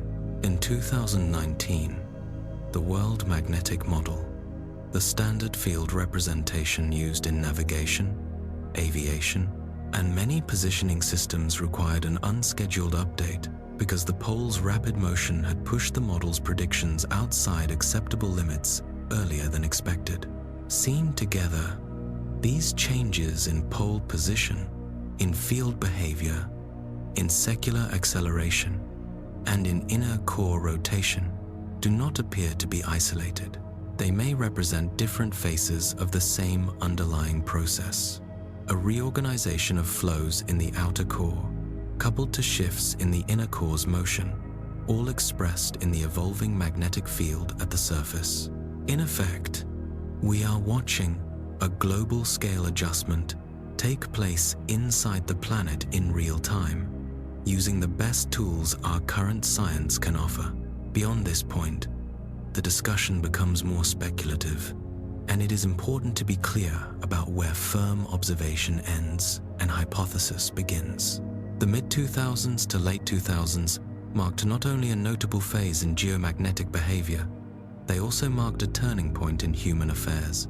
Many people sensed that the world before about 2008 felt different from the world that took shape afterward. The global financial crisis, rising political polarization, declining trust in institutions, the growth of social media-driven information conflicts, and a general feeling of unreality in public life, all intensified during or after that period. Is there any meaningful link between changes in Earth's magnetic field and patterns of human behavior? At first hearing, the idea sounds doubtful, and it certainly does not belong in any firm scientific conclusion. Still, it is not entirely without a factual basis to ask the question. Human physiology includes systems that respond to magnetic fields. The pineal gland, which helps regulate daily rhythms through the hormone melatonin, contains tiny crystals of magnetite. Some studies have suggested that these crystals might respond to geomagnetic fluctuations, possibly influencing sleep cycles or hormonal patterns. Epidemiological research has also reported correlations between geomagnetic activity and hospital admissions for certain conditions, including cardiovascular events, psychiatric disturbances, and suicides. The observed effects are small, and the proposed mechanisms remain uncertain, but the correlations have appeared in data from different countries and across different time intervals. If geomagnetic variations do have even a slight influence on mood, cognition, or physiology, then an interval of unusual magnetic behavior could, in principle, be reflected in the aggregate behavior of large populations.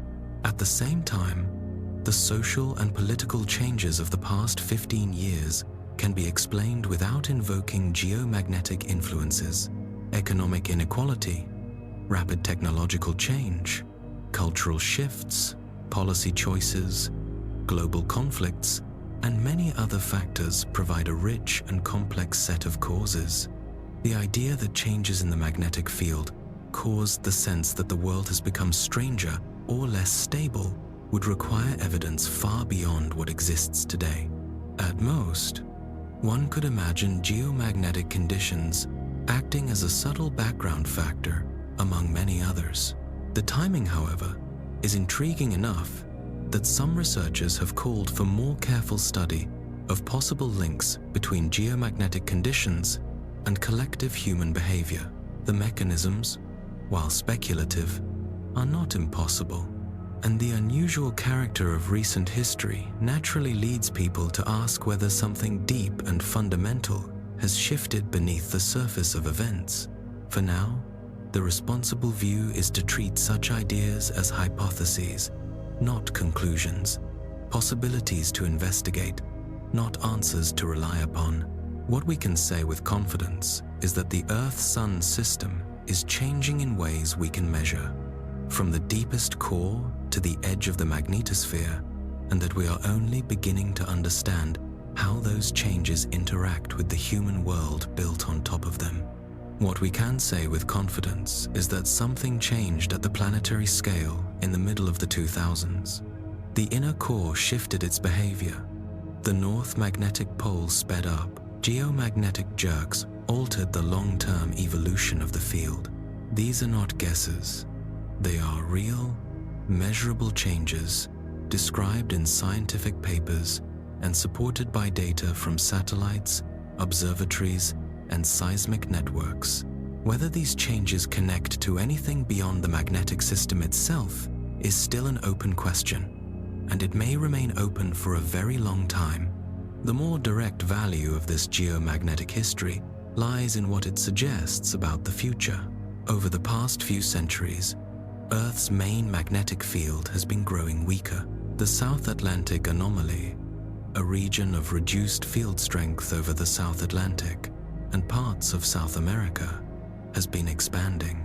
The North Magnetic Pole has been racing toward a new balance point near Siberia.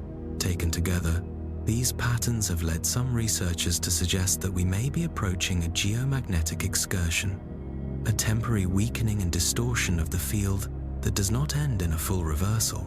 Others have asked whether we might actually be seeing the start of a complete reversal, a process that would take thousands of years, but could begin with the sort of changes we are already seeing. If the field continues to weaken, the practical consequences are straightforward. A weaker field means that particles from the sun, especially during strong storms, can penetrate more deeply into the atmosphere. The very coronal mass ejections and flares we have been discussing would have stronger effects on a planet with a thinner magnetic shield.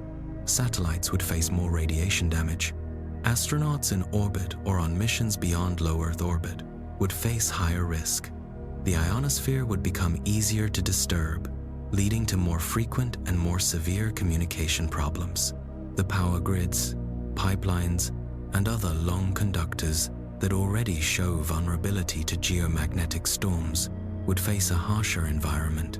This is why understanding what is happening in the core is not an abstract exercise. It feeds directly into our understanding of what is happening at the surface and in near-Earth space. The large sunspot facing Earth and the oscillating inner core are not entirely separate stories. They are different parts of one larger story. A planet embedded in a solar system, influenced by forces from both outside and inside, moving through a universe that does not adjust itself to human comfort. Alongside these deep and high processes, there is also the atmosphere, the thin layer in which we actually live. While these long-term magnetic changes unfold, and while solar activity increases around solar maximum, people in the United States are experiencing an intense cold outbreak. An Arctic air mass has dropped southward, setting record low temperatures in places that rarely feel such extremes. This pattern is linked to changes in the polar vortex, the band of strong winds that circles the Arctic high in the atmosphere. When the vortex becomes unstable or displaced, cold air that usually stays near the pole can spill southward. Understanding what is happening in the atmosphere and how it might fit into the larger picture is another part of this puzzle. Up to this point, we have treated geomagnetic jerks and inner core oscillations as technical topics, interesting to specialists but far from daily life. It is worth asking how they might show up in ways that affect ordinary people, even indirectly. The picture that follows includes speculation, but it remains anchored in measurements that appear in peer-reviewed studies. Between about 1990 and 2005, the North Magnetic Pole sped up from its long-standing speed of roughly 0 to 15 kilometers per year to a new speed of roughly 50 to 60 kilometers per year. That is an increase of around 400% in its drift rate. This change was large enough to force updates to navigational charts, adjustments to some airport runway designations, and recalibration of many systems that depend on accurate values of magnetic declination. But the pole does not move on its own. Its position is the end result of how magnetic field lines emerge from the core, which reflects fluid flow patterns in the outer core, which in turn are tied to conditions in the inner core through gravity and electromagnetic forces. When the pole accelerates, something in that deep system has changed. The South Magnetic Pole, meanwhile, has behaved differently. While the Northern Pole has raced toward Siberia, the Southern Pole has moved more slowly, and its drift rate has even decreased during some intervals. This difference between hemispheres suggests that the reorganization in the core is uneven. It is not a simple, symmetric adjustment. Some regions are changing more than others. The overall strength of the field, measured by what is called the dipole moment, has been dropping at an average rate of about 5% per century over the last few hundred years. Some analyses suggest that the rate of decline has increased in recent decades. On this basis, some researchers have suggested that these patterns could mark the early stages of a geomagnetic reversal, the kind of polarity flip that has occurred many hundreds of times over Earth's history. During such a reversal, the North and South magnetic poles trade places over a few thousand years, and the field can become much weaker and more irregular while the process is underway. The last full reversal happened roughly 780,000 years ago. On geological timescales, That is not very long ago, but it is far older than any human society. In that sense, we have no direct historical record of what such a transition would feel like in a technological world. Many scientists point out, however, that reversals are often preceded by excursions episodes when the field weakens and behaves erratically, sometimes for hundreds of years, and then recovers without flipping fully. The Lachamp event about 41,000 years ago appears to have been such an excursion. During that time, field strength dropped sharply, the poles wandered, and then the system settled back to a configuration similar to the one before. At present, we do not know whether we are seeing the early signs of an excursion, a reversal, or just a larger than usual wobble within an otherwise stable field. What we can say is that, by the standards of the last few thousand years, the field is behaving in an unusual way. The accelerated motion of the North Magnetic Pole, the expansion of the South Atlantic anomaly, the declining dipole moment, and the sequence of geomagnetic jerks together paint a picture of a field in transition. Where that transition leads is still unknown. If the transition includes a period where the field becomes much weaker than it is today, the size of the magnetosphere would shrink. The boundary where the solar wind is held back would move closer to Earth. More charged particles from the sun would reach the upper atmosphere. More cosmic rays from outside the solar system would pierce the shield and reach the ground. The biological impact of higher radiation levels is well studied. Increased cancer risk, more DNA damage, and greater stress on cells and tissues. Creatures that rely on the magnetic field for navigation, such as migratory birds, sea turtles, some whales, and many insects, could find their built-in guidance disturbed. A more variable and easily disturbed ionosphere would complicate radio communication and navigation even further. There is another possible effect that receives less attention and moves us further into the realm of hypothesis. The magnetic field may interact with consciousness and brain function in ways we do not yet understand. Any system with electric currents produces magnetic fields. The human brain operates through tiny currents flowing between neurons. The magnetic fields produced by these currents are extremely weak, measured in units called femtotesla. But they are real and can be measured by sensitive instruments such as magnetoencephalography devices. Earth's global magnetic field is millions of times stronger than the fields generated by brain activity. It forms a large-scale background through which neural activity runs. We do not yet know what happens to thinking and perception if that background changes significantly. No controlled experiment has ever recreated the exact conditions of a major, global-scale change in geomagnetic conditions and tracked its effects on millions of people. However, as mentioned earlier, some statistical studies have found connections between geomagnetic conditions and patterns in human health, including rates of heart problems, mental health crises, and suicides. The links are subtle and the causes are unclear, but they suggest that the background field may have some influence. When we place this scientific context next to the timeline of recent history, a question arises. The middle of the 2000s saw major changes in the magnetic system, but they also saw major changes in how human societies communicate and organize. Social media platforms moved from the margins to the center of public life. The global financial crisis of 2008 disrupted economies and trust. Political divisions widened. Smartphones began to reshape everyday behavior after 2007. Twitter opened widely in 2006. Facebook became available to the general public in the same year.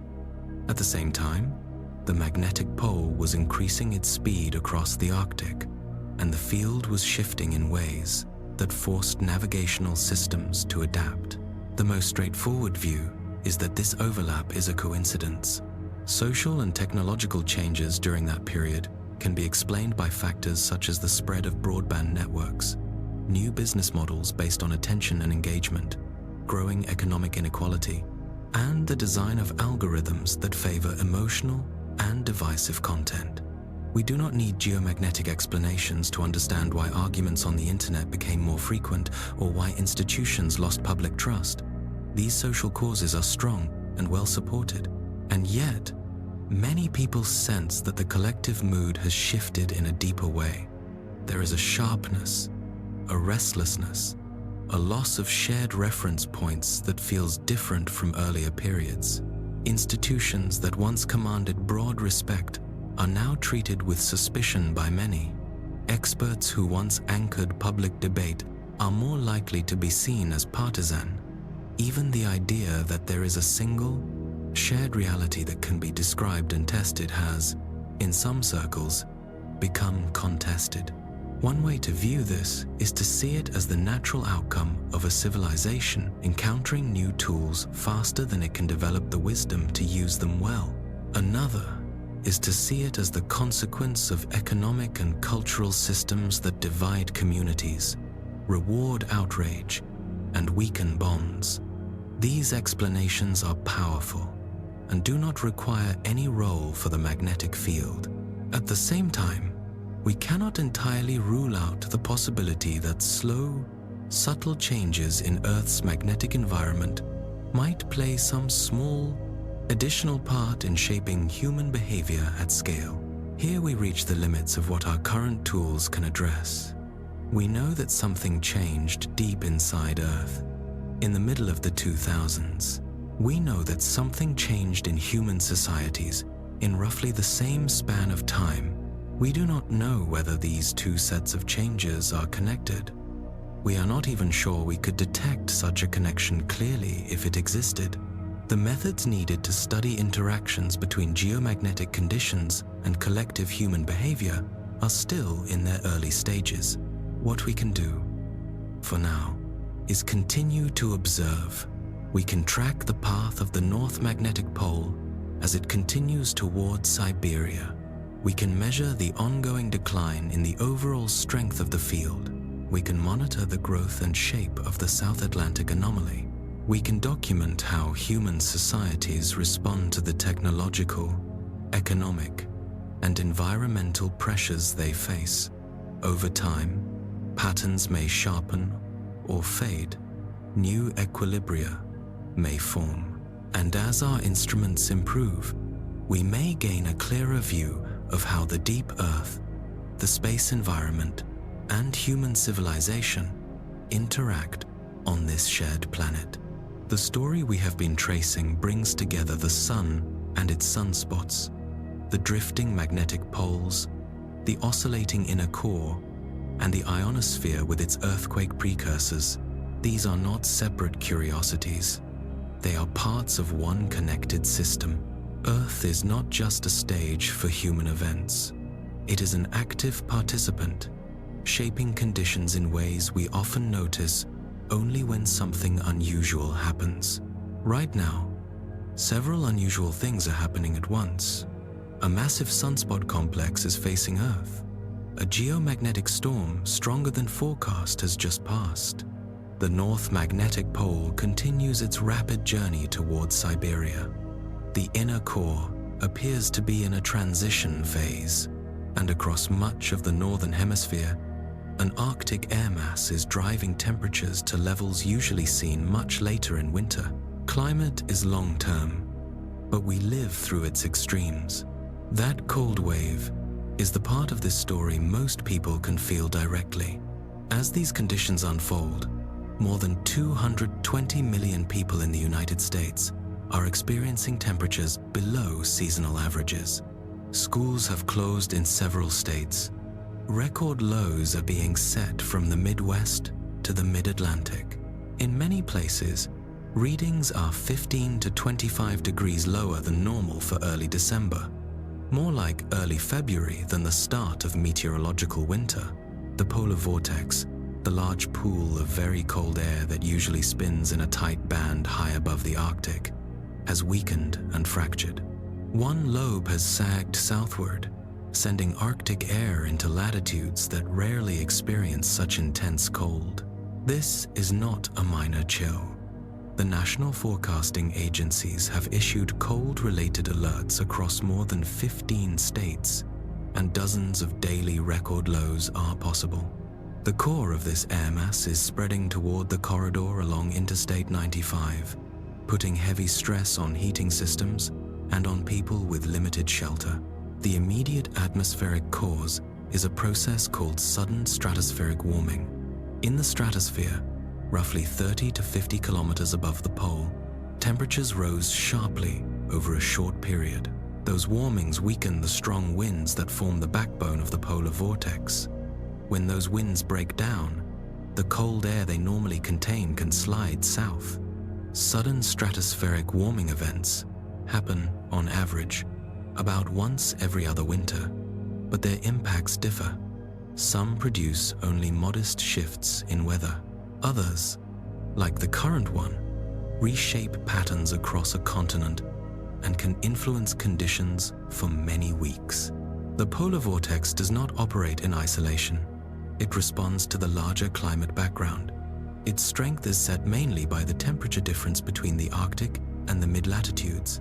A strong contrast favors a tight, stable vortex. A weaker contrast makes the vortex more fragile. In recent decades, the Arctic has been warming faster than lower latitudes, a pattern called Arctic amplification. In basic physical terms, that should reduce the temperature gradient and, in theory, increase the chance of vortex disruption. Some scientists argue that this is exactly what we are seeing, a warming Arctic that makes it easier for the vortex to wobble and break, sending cold air south more often. Others urge caution. They note that the vortex has always shown large natural variability and that our data record is still relatively short. Attributing a specific outbreak to climate change is difficult, and the debate remains active. What is clear from observation alone is that significant polar vortex disruptions have been frequent in recent winters, and that they can bring severe cold to regions that had become used to milder conditions. The present event stands out because of what it coincides with.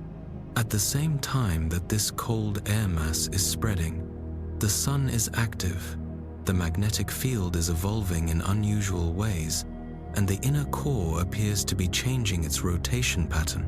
It is natural to ask whether these overlaps are meaningful or coincidental. Our best answer, for now, is that we do not know. Some studies have explored possible links between solar activity and large-scale weather patterns, including the jet stream that helps steer storm tracks and cold outbreaks. A few statistical analyses suggest that variations in solar output, especially in ultraviolet light, may influence temperatures in the upper atmosphere and thereby affect circulation. The proposed mechanisms are complex, and the signal, if real, is subtle. Other work has examined whether geomagnetic activity might influence atmospheric chemistry, especially ozone in the stratosphere, which in turn could affect the stability of the polar vortex. These ideas sit near the edge of mainstream understanding. They are not confirmed, but they are not entirely dismissed either. The main challenge is that the atmosphere is a very noisy system, full of internal fluctuations. To extract clear external influences requires long records and careful methods. It may take decades to know how much weight to give these connections. What we can say today is that several Earth systems are currently operating near the edges of their recent ranges. The sun is firing strong flares and maintaining large sunspots. The magnetic field is shifting more quickly than in the recent past. The atmosphere is delivering a cold episode, affecting hundreds of millions of people. This may be random variation. It may reflect long-term trends now emerging into view. It may be a sign of a period in which extremes become more common across several domains. At present, these remain possibilities, not firm conclusions. On the ground, the effects of the current cold wave are clear. Demand for heating fuels is rising sharply, Electrical grids are carrying heavy loads. Roads and walkways are becoming dangerous as snow and ice accumulate. People without adequate housing face life-threatening conditions. Emergency services are responding to more accidents, more medical crises, and more infrastructure problems. This is how overlapping stresses appear in practice, not as a single dramatic event, but as a steady build-up of pressure on systems already close to their limits. At the same time, the recent geomagnetic storm, rated G3 on the standard scale, has been strong, but not extreme. It caused noticeable space weather effects without triggering major grid failures. The cold, though severe, remains within what most infrastructure can manage for a limited period. The large sunspot facing Earth has not yet produced its most dangerous kind of eruption. In that sense, we have been fortunate, but being fortunate is not a strategy. The systems that power and connect modern life were not designed with the full range of possible overlaps in mind. A major solar storm during a deep cold spell, a weakened magnetic field during a period of high solar activity, or a long heat wave coinciding with space weather disruptions. The individual probabilities of these combinations are small, but they are not zero. Over years and decades, the odds that some unlikely combination occurs become meaningful. It is reasonable for planners and engineers to consider these compound risks when designing and upgrading infrastructure. For individuals, the scale of these forces can feel overwhelming, but there are still practical steps that make a difference. No one can influence solar cycles or the behavior of the polar vortex or the motion of the inner core. We can, however, prepare for interruptions to the services that link us to those larger systems. That preparation is modest and local. It includes keeping some reserve of food, water, and essential medicine, having ways to stay warm that do not depend on a single source of electricity or fuel, where that can be done safely. Owning simple communication tools, such as battery-powered radios, maintaining relationships with neighbors and local networks so that support can flow both ways in difficult times. These steps are not signs of fear. They are expressions of the same ordinary caution that leads people to buy insurance, fasten seatbelts, or install smoke alarms. Extreme events will continue. Solar storms will come and go. Arctic air will occasionally plunge south. The magnetic field will evolve according to deep processes in the core. The question is not whether these events will occur, but how ready we and our systems will be when several of them arrive at once. Stepping back from everything we have traced so far, a single picture comes into view. The large sunspot now facing Earth, the nearby filament that helped drive a G3 storm stronger than expected, the historical warning from the Carrington Event, the earthquake precursors in the ionosphere, the oscillating inner core, the geomagnetic jerks that may mark transitions in the deep field, the rapidly drifting magnetic pole, and the Arctic air now pushing winter far beyond its usual bounds. These are not separate stories. They are different angles on the same reality. A planet embedded in a changing solar system, shaped by forces that work on timescales from minutes to many thousands of years. We live on a dynamic world, not a fixed platform. Recognizing that and preparing for what it implies is part of the work of this century. The stable Earth of simplified diagrams, with its unchanging continents, steady magnetic field, and gently varying seasons, is a useful starting point for education, but it is an approximation. The real planet flexes and shifts. Its magnetic shield waxes and wanes. Its atmosphere swings between extremes.